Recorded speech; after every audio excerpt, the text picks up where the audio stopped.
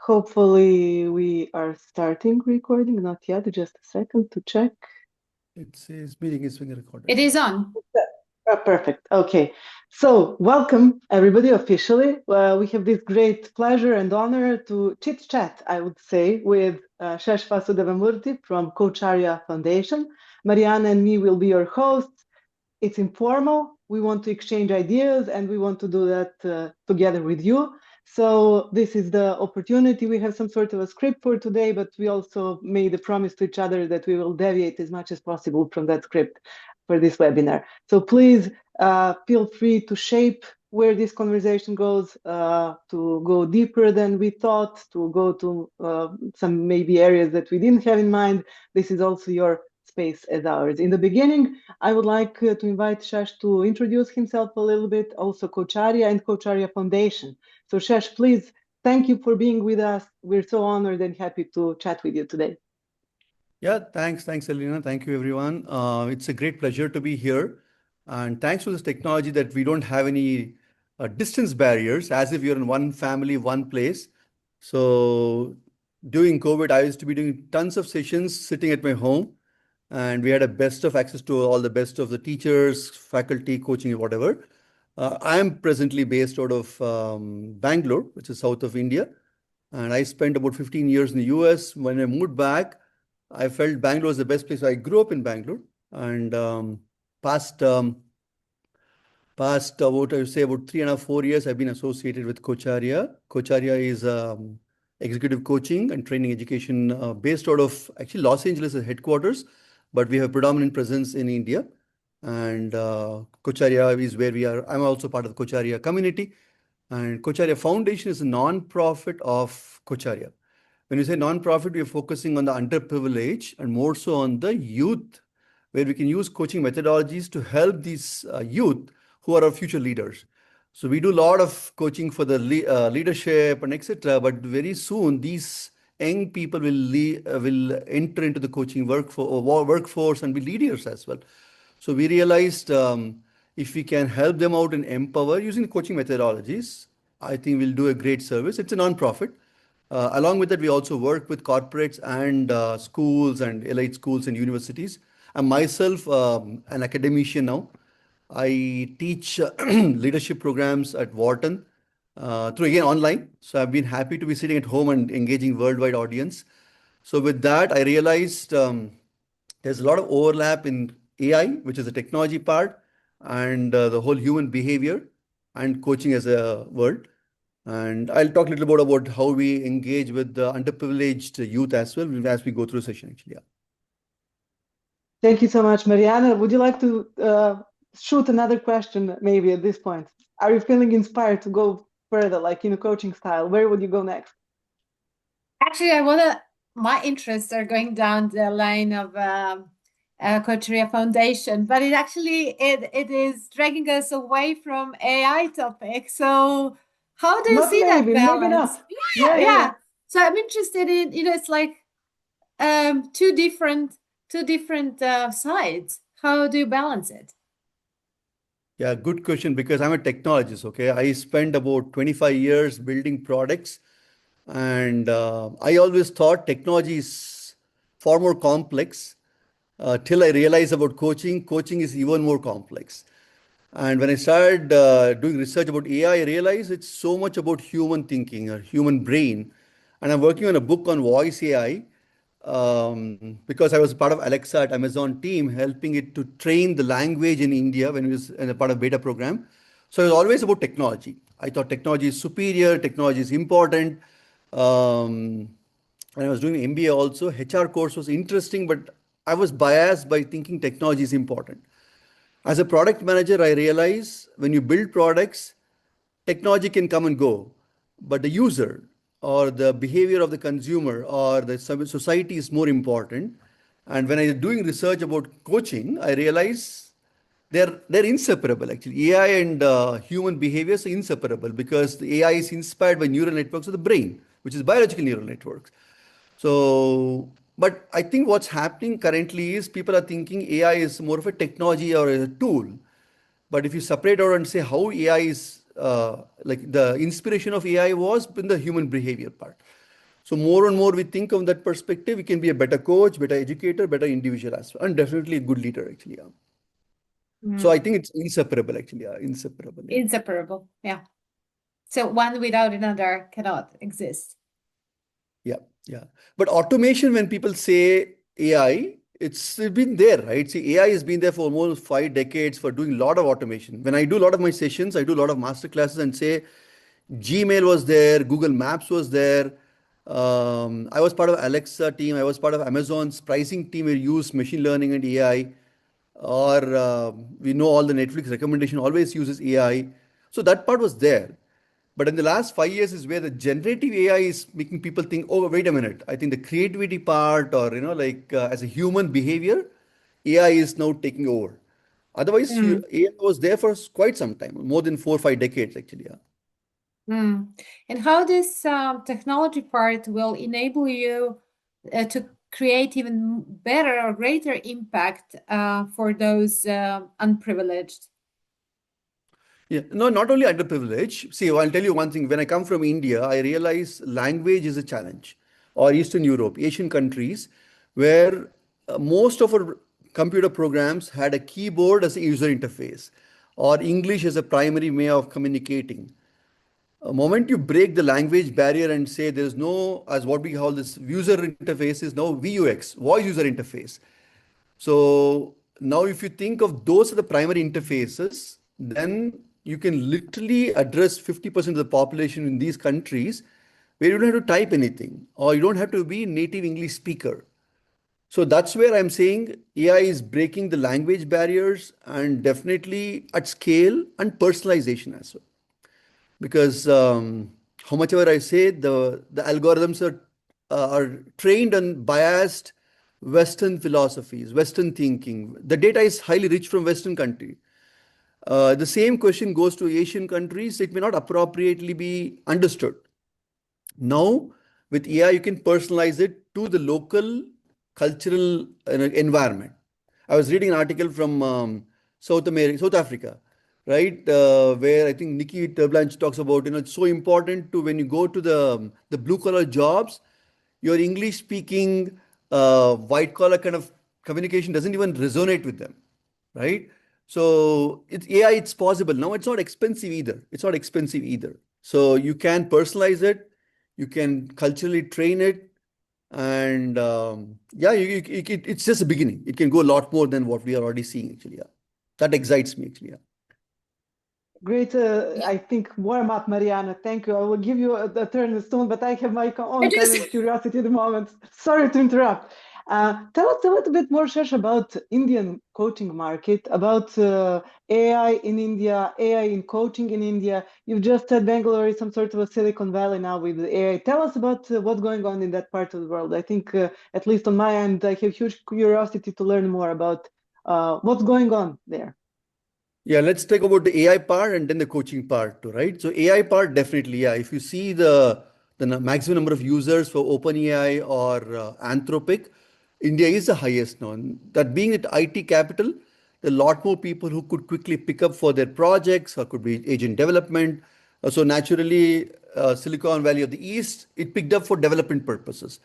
But we all know that AI can be domain specific. So when I say domain specific, it could be e-commerce, retail, banking, that's already happening. Coaching is where it's still picking up. To your question about coaching, it's still a very nascent field in India also. See, Coacharya has been there for about 12 to 13 years in India, and we have trained more than 3,000 coaches, a lot of corporate trainings. So it's still picking up. Across the globe, the coaching as a field is picking up. So the intersection of AI plus coaching is a very nascent field also, yeah. But definitely having said that, there's a lot of good work happening in universities where I interact. I've been like working with a lot of interns who are interested in AI applications. So I tell them like think of applications as like you are technology experts. Wish you had a professor who can be available for you 24/7 answering questions. So that's an application use case now. Now, if you tell them that business use case or application use case and AI can help you, people are very excited about it. That's what which I have been realizing, talking to a lot of academia as well, they all needed assistants, right? I was a professor also. When I was a student, I was a teaching assistant. I always realized having a trusted, well-trained assistant is very important. So the university is also picking up very well using AI for those use cases, actually. That answers in broadly about education, but in coaching, it's still nascent, I should say. It's still picking up. Coaching as a field also is still picking up, and the number of certifications are still catching up. But I feel that it's going to go faster now, I think. Yeah. It's interesting that you're mentioning universities. I think that's maybe not the case in this part of the world yet, but things can also change very quickly. What do you see as drivers of this high usage and high interest in AI across the fields in India? So what drives that kind of interest, especially in universities, but more socially speaking, what's driving the societal interest? No, even universities, if I speak about engineering or business schools, they are trained for corporate jobs or programmers, right? For them, definitely AI is a blessing in disguise because they can do a lot more. They can scale up. When I also do a lot of my sessions for mentoring and coaching for these students, I say, what, if you do a lot of offloading, the cognitive offload will be so much that you don't learn anything out of the program at all. You finish, you get a certificate, but you not learn any coding skills. So that community, both the academicians, which is the professors, are using it for a lot of assignments or hackathons, projects. They are using AI very well, and naturally, because of the number of IT jobs available here, the demand for AI is there. So AI engineers have been well demanded. So professors are also I work with a couple of universities, very prestigious universities. They are putting in curriculum to have Gen AI in the first year itself. So which means that students are already trained. But what I tell, and I also tell all of you in the psychology thing, that don't be 100% dependent on technology part. Start taking psychology courses, economics courses, because you're going to stand out if you have this plus human behaviors or understand the interpersonal skills, actually. That's where my coaching hat comes in and said, please don't make a mistake which I did not know about it. So I tell all engineering students to have at least the left brain working for you and right brain helping you out, kind of thing. Yeah. Such an advertisement for psychology and social sciences. Marijana, your turn. Yes. And I wonder now if those IT people need the right brain, new knowledge and skills. What do we need as coaches? Good question. I think as coaches, right, we are very creative. We are very open and all that stuff. But in the technology world, everything is logic based, and you want to go lockstep with everything. No, people are not ready to accept AI is going to tell you these steps to do. The whole human agency is being at question now because the technology follows very algorithmic way. So what I tell now coaches is you have to draw a middle ground here.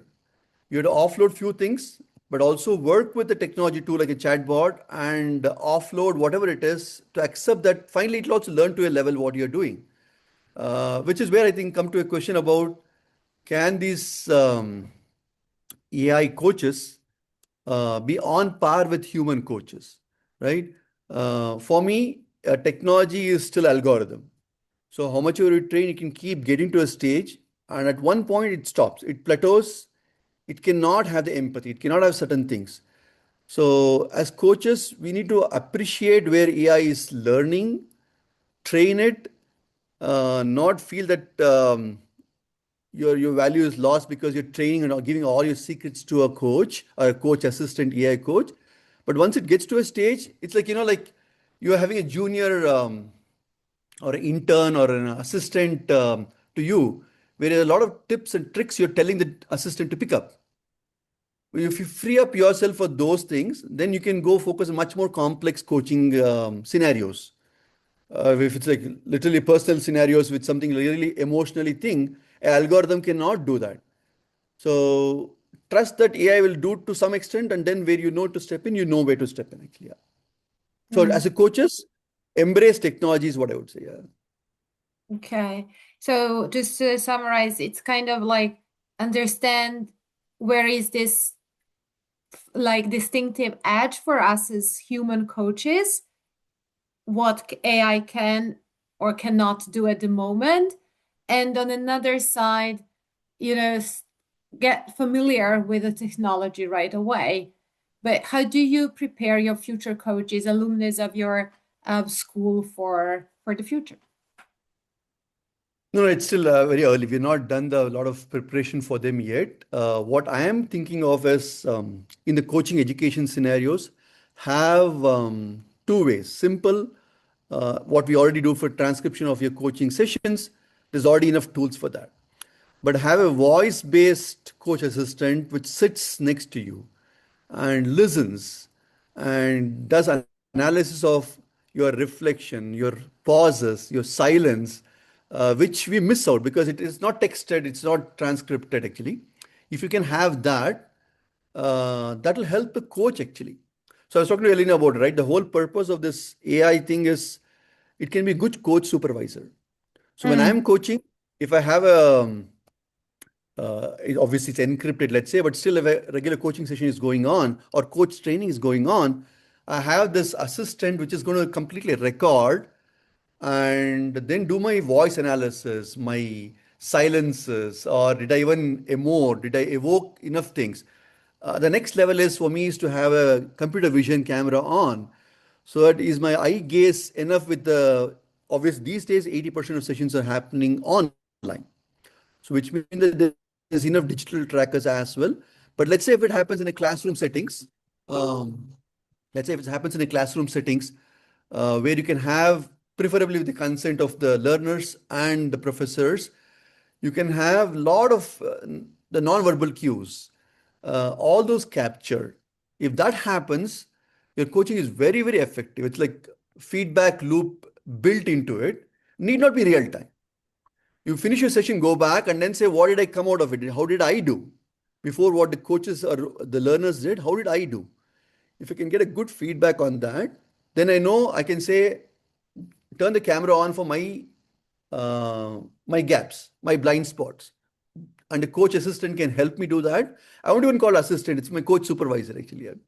So if I can do that, then I can be a very good coach actually. Coach and coach educator as well. That's That my sounds goal. like, yeah, that sounds it will speed up our learning process as coaches, right? Very much, very much. As coach learners, I think it might be too soon for them to say that there's an assistant capturing all your movements. Maybe they'll become more conscious. If I say without your consent, I'll not worry about what you do. But for me as a coach, if I can get a supervisor as a coach, AI supervisor, that I am already ready because I understand both sides of it. Good. Jelena? If I may jump in, but connect to what Marijana just asked and your response, Shesh. How far are we technologically from having a fully autonomous coaching supervisor agent that detects emotions, responds maybe in real time, and has voice as the primary channel? How far are we from that in terms of technology? Or maybe we're just there yet, but not using? So in terms of technology, it's already there. As I said, I'm working with a couple of very prestigious universities. What they're doing is they're doing for a speaker. If it's in a conference, there are more than 500 attendees. No way you would have found out the 40th row or 10th row guy is he understanding, not understanding, nodding, dozing off. You have no idea. So what they're trying to do is to not only have a speaker's voice modulation thing, but also with AI, obviously facial recognition, without giving away any PIA data, just to say if these group of people are understanding or not understanding. The research work is already happening to get a feedback. May not be real time, but post the session, you can see that this group of people were not understanding what you said, or they did not nod at the right moment, or they showed confusion. All those things are already being done for a conference kind of setting or a speaker setting. It's very much possible for a coaching session also, actually. Yeah. Why then are we not using all those opportunities? So we were chit-chatting before the webinar started officially about also ICF and this regulatory framework and everything. So two questions maybe at one turn. Marijana, this is too like cheating. One is what's stopping us from using more AI in coaching. As far as I know, many coaching education providers are still reluctant to jump more into AI world and use all the opportunities. And also on the regulatory side, we had in 2024 an important ICF document on AI, on conditions for AI providers, but it was so visionary that it's still not something that anybody applies because it's still in some sort of a vision space, let's say. So what's preventing providers to use more AI in the coaching field or coaching education, and what kind of regulatory changes we need or you're foreseeing in future? See, I think I've been reading a lot of documents and there are some implementations as well because it needs consent from both sides. Especially a lot of coaching conversations are very personal and it's privacy part of it. That's where I think the regulations are still trying to hold up. See, if I'm trying to do a goal setting, it might be okay to get recorded because both sides want to know about some career coaching part. But if I'm talking to a senior executive in a corporate setting, how much ever we think if it's an email exchange, everybody knows it gets recorded. If it's in a coaching setting and it's getting recorded, they become conscious of it, right? They'll not open up. So probably that's where I think it's holding back in coaching setting, more so in leadership coaching and corporate coaching, to adopt AI assistants right away. Which is where I think even if you get a consent from both sides, why not? Is where ICF also recommends. If you get, in fact, if you're using any tool whatsoever, you should be upfront through ethically part of it. But I think just taking time because of the regulations part and the ethics part, the guardrails are not there, right? If you say one small breach happened, who should be blamed here? At the end of the day, always coach should take responsibility because you thought the system is rock solid, it's well tested, and one small bug caused it to leak the data. A PIA data gets leaked, or a very confidential information which you shared gets out of hand. Whom do you blame, right? If those things are not set, personally also I feel if those guardrails are not set, there's no hurry to go and embrace AI and start doing it because it's more of a pain than a helping you because the damage control is so bad that you'll be in soup just trying to say that unknowingly I use this tool which is not well tested enough. That's where I feel I think the hesitation is happening. Second thing is because it's interpersonal skills and emotions, and when I don't know, I have not even handled like suddenly somebody opens up, like it's some suicidal tendencies shown up. How do you handle it, right? The AI system has already captured it. As a human, you can say, yes, I forgot and don't worry about it. Whereas, let's say if a system is captured, how do you handle it? Or if a AI assistant is already giving you some tips, do we have enough guardrails for that? I don't think so yet. So in scenarios like maybe career coaching or simple scenarios of goal setting, AI tools should be able to use, and I think it's already being used. But as we know in all coaching conversations, right, we never know what will come out of the session because it's open conversation. You're holding a space for your coachee.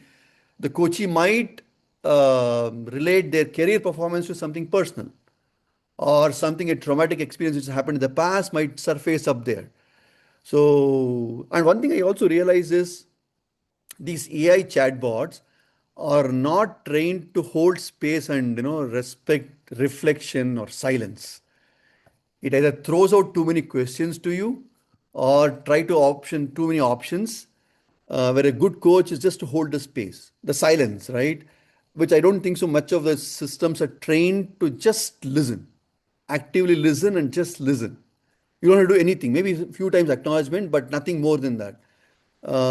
Algorithmically, I think these systems are not there yet to do that. And culturally, maybe it's something different. In some cultures, it's okay to probe some questions. In some scenarios, it's not okay to go beyond certain things, which if it's not done yet, I think ICF or any body would be saying, till we get that, there's no hurry to just make it as widely adopted. That's my thought process. Brilliant. So basically privacy, risk, and a little bit of technology in terms of it's not that there yet to hold the space, hold silence, but rather like pressure to get some input or output from the algorithm. Maybe at this point we're halfway to have some questions maybe from the people who have joined us to the webinar. And we have one block that we planned, if I may say plan, and that is some sort of visionary thinking. Where are we going? I know that Shesh had some ideas around testing and so on, but also maybe more ideas around where this whole field is going. Let's save that visionary part for some maybe 15 minutes until the end. And at this point, any questions or comments, ideas that you would like to share or ask Shesh?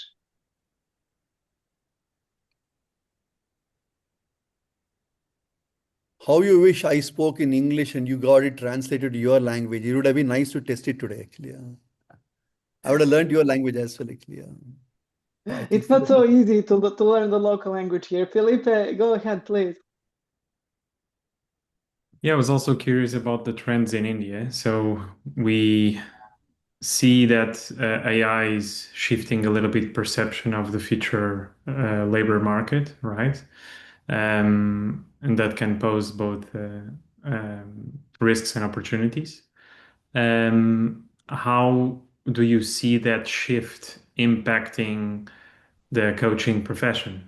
Is it going to reduce it, or is it going to expand it further, or even like in an exponential way potentially? I don't know if I had a right answer for everything, but I definitely feel that India being a core center for technology, across all the fields, people are embracing AI, which means that there are going to be some job displacement and job redefinition of it. So that's for sure is already happening. And when I talk to a lot of, I interact with a lot of XYZs. If you ask what XYZ is, I talk to Gen X, which is mostly typical of our corporates. The Gen Ys are just getting into the corporates or in the confusion, should they even learn, get a degree, or just offload it to ChatGPT or one of the. It's okay to offload and don't have to worry about all the coding or all the things. But that's a challenge as well. The Gen Zs don't open up much, right? Like during the COVID also, there's this typical Gen Zs whom I interact a lot during my coaching with team coaching in universities and students in high school. Their social interaction skills are very different.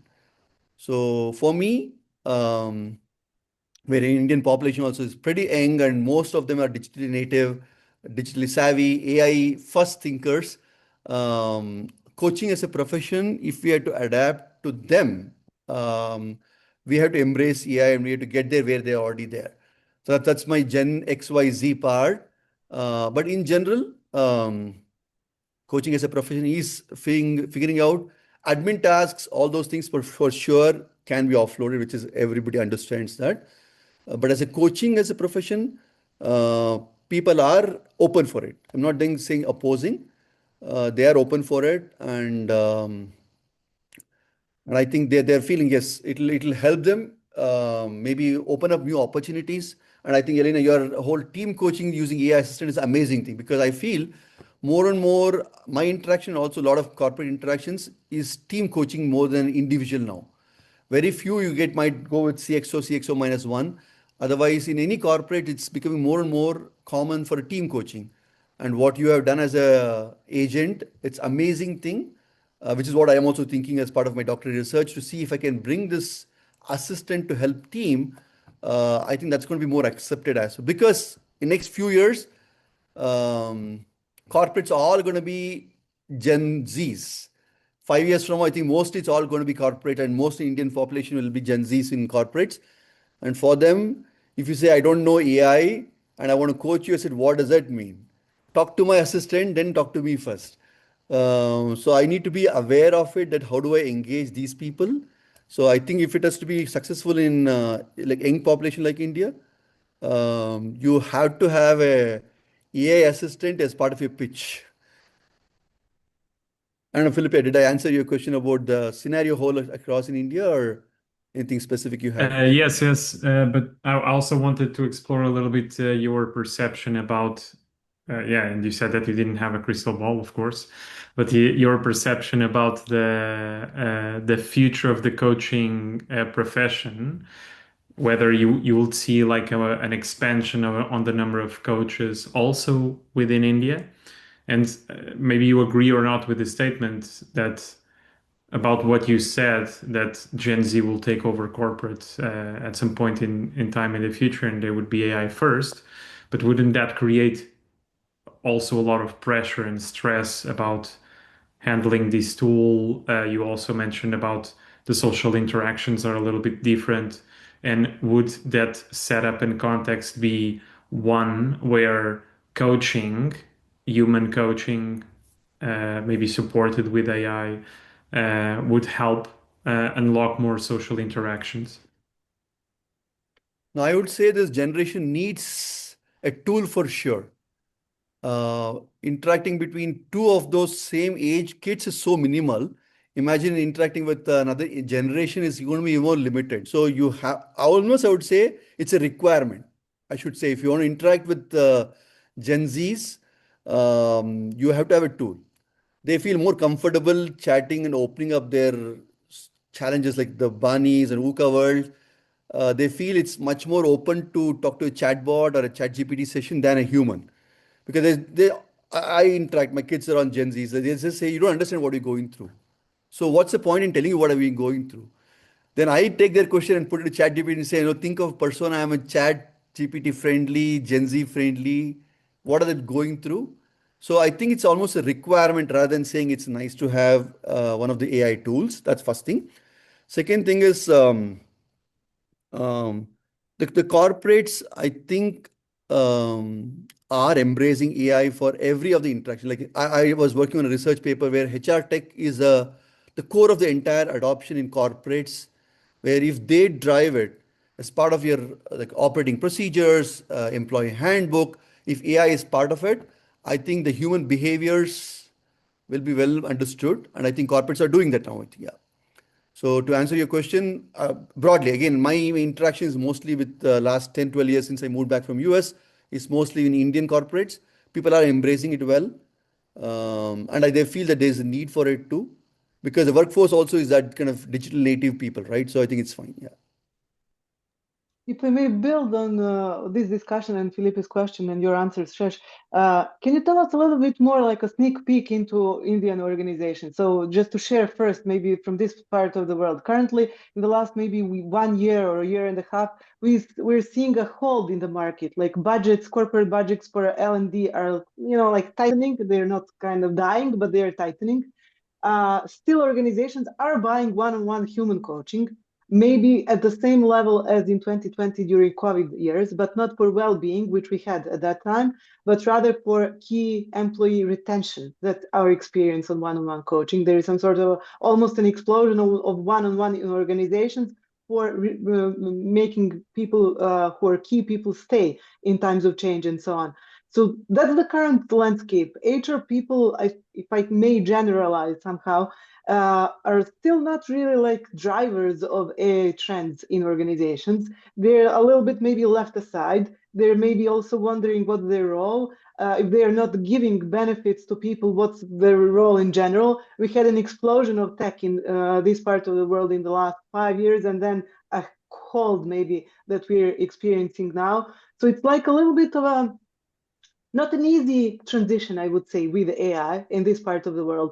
So the HR tech with AI that you're mentioning and so on, it's not really happening. And what I'm curious and wondering, what's across the world in India happening? See, in India also is a representation of the Silicon Valley, where a lot of MNCs who dictate what it is. And I think people are realizing it's good to have HR embrace technology part. So that's also happening. But in Indian startup ecosystem, I think they're mostly youngsters. They realize it's fine. But the small teams, they don't need like a large, elaborate coaching engagement. But I do a lot of coaching with my CXOs and the founders. For them, I think the coaching is relevant, and they feel that there's a need for it, because the whole technology, the funding scenarios, the hiring changes, for them, I think they realize and also the team camaraderie, because they're building new startup teams and there's a lot of attrition happening, a lot of changes happening. In my interactions, I feel the founders are seeing the need for coaching, for sure. The budgets they're big, not much. So I think we always talk about this, right? If they think AI coaches come cheap, they go engage internally or use one of the Gen AI tools to coach, but they realize the team dynamics, the in the moment conversations, a lived experience, somebody sharing that. And I obviously come with as a mentor, also having invested in startups, founded my companies. That kind of experience, they realize after some time, these online tools won't help them. So they quickly say, yes, maybe one or two sessions are good, but finally we need somebody who's lived there. I'm also going to do one coaching next week for business school students. Um, so for there, I think the domain experience is important. So they appreciate your domain experience, lived experience, and be a coach as well. And somewhere you already probably have to wear a hat as both mentor and a coach, because you can only say just coach. These founders or the CXO minus one are in a hurry to get answers. So if you compartmentalize a conversation, which is part of mentoring and part of coaching, I think they need it. That's what I'm saying. There's a startup community part. The larger companies, there is a need and it's happening. We do engage a lot of corporate coaching and a lot of sessions do happen. Um, yeah, uncertainty is there for everybody. Every year, things settle down and again it opens up, right? Nobody knows when things are going to settle up again.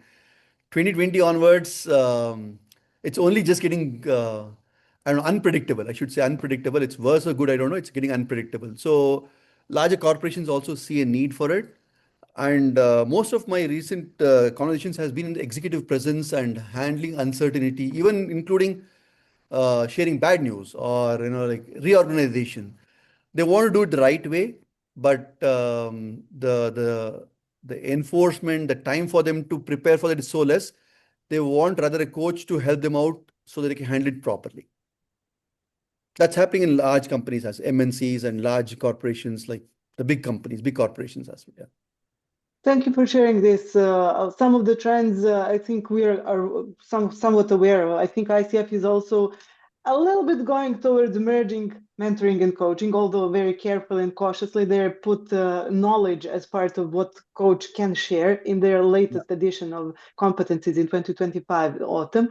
And the other things also, the startup community that you're mentioning, it's interesting to hear a little bit about that, what you've just shared, and about the corporates and this as you said, executive presence and uncertainty. We kind of sell that under a situational leadership, how you kind of switch your situational leadership style in depending on the context. If it is crisis, you cannot lead as previously and so on. But I think quite a lot of similarities. Maybe the startup community here is not so thriving and huge, but I think still there are many connections. Again, opening to the community, to the people who are with us. Any questions or comments for Shesh? Well, I would have a question. I was wondering, because today we are, I suppose, overwhelmed with the information and content about AI. Do you have any tip how to, ensure that the knowledge we are gaining is high quality, relevant, and truly valuable? Like distinguishing the meaningful knowledge from some kind of a noise. Yeah, no, I think that's the biggest thing, right? Information is free everywhere. Identifying and amplifying the signal is the next thing, because including even online courses, right? There's so much of MOOC, MOOC courses. There's information galore. YouTube videos are there. So I prefer following good influencers who are in the field, who have done that and be in the trenches, have the scars on their body that, yes, you know what, that doesn't work. So I would rather trust them than free information. Same with coaching as well, right? Like you might get first and second step answered through some free tool. Some chat GPT might give you some scenarios. But when you go to second, double click there, if somebody has really lived there or in the moment and realize what this client or coach or coachee is going through, that only comes with the senior people or who have been in there actually. That's where the domain experience or lived experience are mastery in the coaching part. So same with even information for AI or any tools for that matter. I would rather want to follow with people who have, rather than just getting sensationalized news, prove that examples. This works, this doesn't work. Be upfront what doesn't work. I was always thinking, Jelena, one more thing is online courses, right? There's so much of online courses, but still people prefer to get a good degree from a university because you hear from the people who are in the field. You make the connections. You get a cohort of people who share things that which never comes from an online course. So same with even coaching also or any other online content. You might get enough content, but you don't know what is right or what is wrong. Um, so ideally, rather you want to have maybe first few questions, first few thoughts about it, use a tool or AI chatbot or whatever. But ideally, once you know that I got some sense of the what I call the pre-meeting kind of analysis, go to a good person as an educator or a coach or a trainer. And I always value a cohort like this, right? Let's say if just two people chatted, there's so much of lack of information happens. When a group of people are there, there's a lot of team dynamics comes in part, which I don't know if online courses or any online content can give you, right? Like say Coursera gives you, you name it, any course, it will give you content for it, but it just, you should be motivated. Whereas in a team setting like this, there's something which Philippe says that makes me think on something. There's suddenly Elena's facial recognition makes me think something. That will never come in online content, be it AI or even what I'm proposing with a computer vision. I think at least a decade away where you can have that kind of in the moment emotional connect, the bonding which happens. I think I don't know, at least a decade away. You need that kind of team setting, right? Like that where you will open up and feel that there's a group of people thinking alike or even agreeing to disagree, whatever it is. That I don't know if AI or any online content or any tool will even get closer to it actually. So the bottom line is old-fashioned way, even if we're talking about AI. So nothing instant. Okay, thank you for But hybrid, giving your perspective. like hybrid, right? Say for example, if a call of this is recorded through AI tool, I would love to go back and say, what did I say wrong? For that assistant, maybe a tool is fine. But if I'm interacting my whole session with a tool or a like Zoom.ai is recording my thing and telling all those things to me, I don't feel I'm opening up. I'm not a best person. It's like we're very passive, right? So hybrid is the best way, I think. Yeah. Thanks for sharing. Thank you. Well, we were chit-chatting, Shesh. You were mentioning, imagine one day ICF introduces a testing environment where you have a coachee who is an AI person, some sort of an avatar, and you are tested like in that kind of environment with an AI client and maybe get, I don't know, now I am imagining some sort of instant feedback on how you're going and some sort of AI analysis and so on. That's one vision of future of AI in coaching. What are your other like craziest visions for AI in coaching? What would inspire you and say, well, as a technology person and also somebody invested in coaching and human skills development, I'm happy that we got here. So what's kind of inspiring you for future? The one which you mentioned about the simulator part, right? I always wish I want to take off in a flight and I know this whole simulator part. So as a coach also, or as a coachee, I have a scenario. I just go into a kiosk, lock my door, and do a complete scenario and get. I can also say the persona that today my mood is in an angry mood. Handle me out. I'm excited. Hand me out. So I should be able to tell to this person of the other side, do this, and I use the next 1 hour bouncing off the ideas. To your point about Jelena about ICF, I think what they should do is at least at MCC level.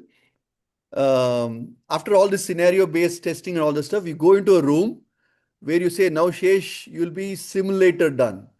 So you don't know what will come up and you'll be tested. And it's a randomized, obviously, because how I open up, hey, what's there for you today? The coach, the AI coachee will start off with some scenario and it's going to be adaptive because AI can do it. For the next 1 hour, it's going to throw it as if real human is throwing out a lot of things and see how a MCC application person is answering those questions. And how is it even the camera on? how's my pauses? I'm not just asking questions, but am I showing sweating or whatever it is, right? That scenario is amazing thing to do it because I was reading a paper on the computer vision and also like what they call this video analytics. A lot of these political leaders, sport people get a lot of video analytics of how every step they do. Our body language is very important, right? Like we cannot just sit like this and speak. So if some testing scenario is done, like how my eye gaze is happening, how my hand movement is happening, I think those kind of tools, if they are developing, I can be a better coach. I am not able to be a coach only. I can be a good educator. I can be a good parent. I want to become a good parent. Go into a scenario where kids are crazily seeing something and how do I behave? So if I can get that scenario, AI is definitely one tool which can do it. Second thing is memory part. What is happening in all these tools these days is you go into a session, whatever is there in the conversation, that session is what is there.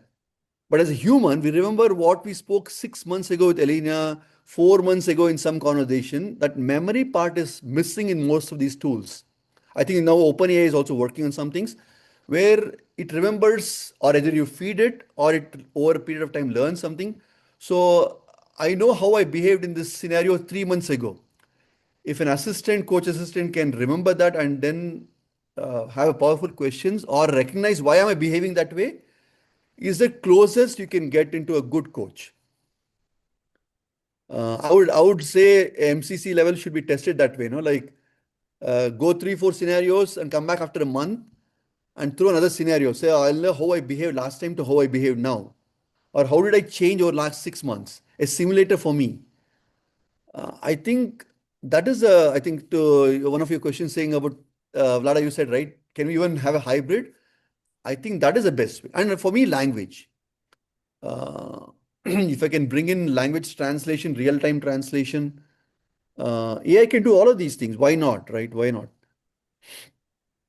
So you're kind of seeing the greatest potential, and what I think I'm hearing, like what inspires you most is this coach development that we started with. You were mentioning the supervisor. This is now the exam setting, but similarly developing as a coach from AI feedback that we may not have like present when we are working without AI. I'm wondering, Marijana, what's your if you could imagine a future 5 years from now? Are you there? in the I future, am 5 already years. in the future. Yeah. Actually, Shesh reminded me when he said that he's more into team coaching. I was like, oh God, we forgot team coaching field. So I personally love it, like more prefer team coaching over individuals. I was like, what if I could do with AI team coaching? How impactful and powerful that can be, or organizational coaching, for example. Somewhere around there. And so is that through cameras during the session? How that would be, how that can look like without a coach in the room or with the team? Would that be possible? How is that? So this is where I'm in that corner. I'm thrown last 10 minutes thinking about what I would prefer to see. But I think from the corporate side, that can create really a big jump if used properly. No, for team coaching it's a test of a good coach, right? Because let's say the 10 members in a team, everybody is either showing interest, not showing interest, not even paying attention to what you're saying. As a human, we can only pay attention to few people. Moment the team size goes, maybe let's say 15 or more, your effectiveness drops. So there is a need for a coach assistant. Sometimes team coach recommends to have a co-coach. So the co-coach could be a coach. And I cannot bring somebody, untrained coach. So rather, I would rather want to say, if I'm going to a corporate setting in Eastern European environment, I want somebody who knows the cultural part of it. I'm not there yet. So I can bring that coach assistant or at least train. And if a humanoid or whatever can do it, whatever it is, at the end of the day, it's a technology. If you can do that, then I'm right away plugging myself to European technology. Or if I go to European, to suddenly if I go to Chinese or Japanese culture, I don't know how to behave. But I might be good at human behavior, but not the cultural part of it. So in those scenarios, coach assistant is good. Second thing is, ideally, teaching should be happening one-on-one so that I can give 100% attention to my one student. But even coach training or team coaching, you cannot afford economically to do one-on-one. Like you talk to 7 members, then go back and do team dynamics. In those cases, having I know it looks like one of a sci-fi thing with all cameras and all, but Big so brother. be it. We take it for granted, right? These days we go to one of the public places, there are 10 cameras already in of you. So I think 5 years from now, if you, Marijana, if you're thinking about, I think we are accepting cameras going to be always on. So just go to a classroom which has got cameras and voice sensors and voice modulation analysis, etc. So both sides understand that for your own benefit. Then I think it will be sensing every student's behaviors and the dynamics of between the manager versus the reportee, new joinee versus HR part, which you are facilitating, may not understand what's going on there because you don't know the culture yet.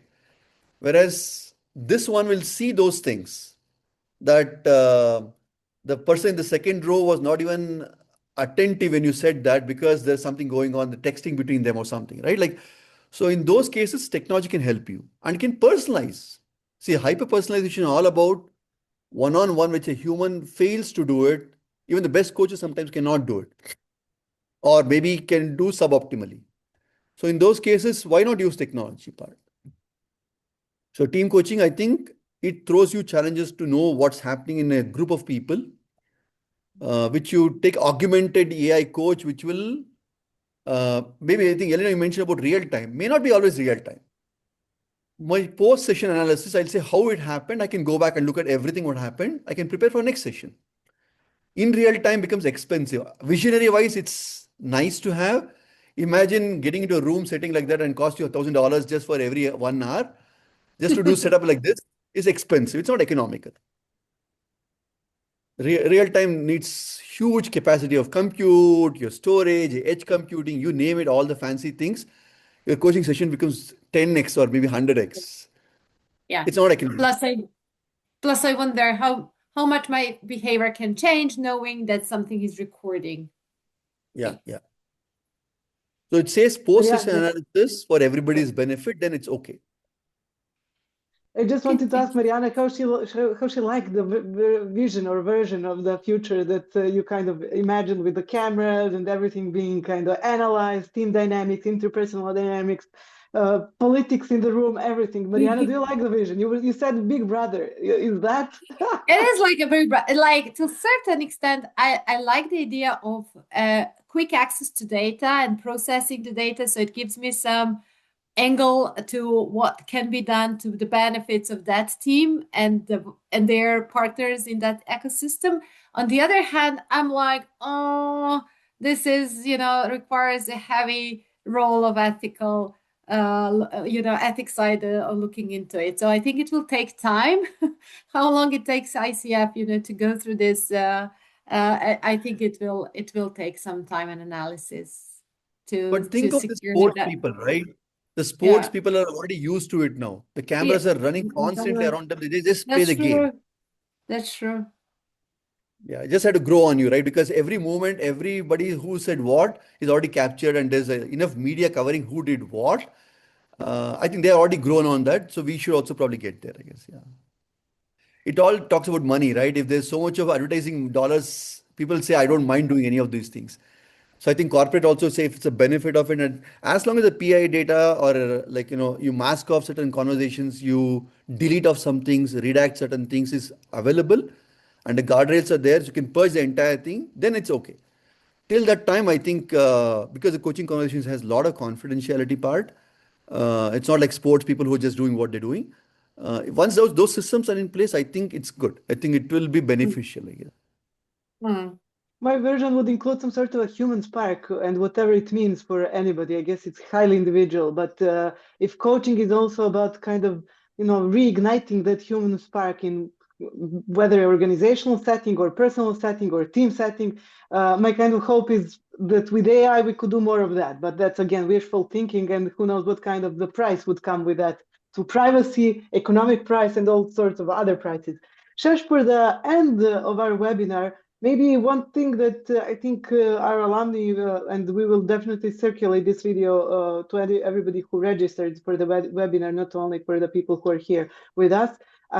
What is your one advice to coaches related to AI? If you could like kind of summarize your wisdom into something that is a message for the coaches, what would that be? See, I got amazed by AI because I had my niece who was just 2 year old, was constantly grasping whatever I said and learning.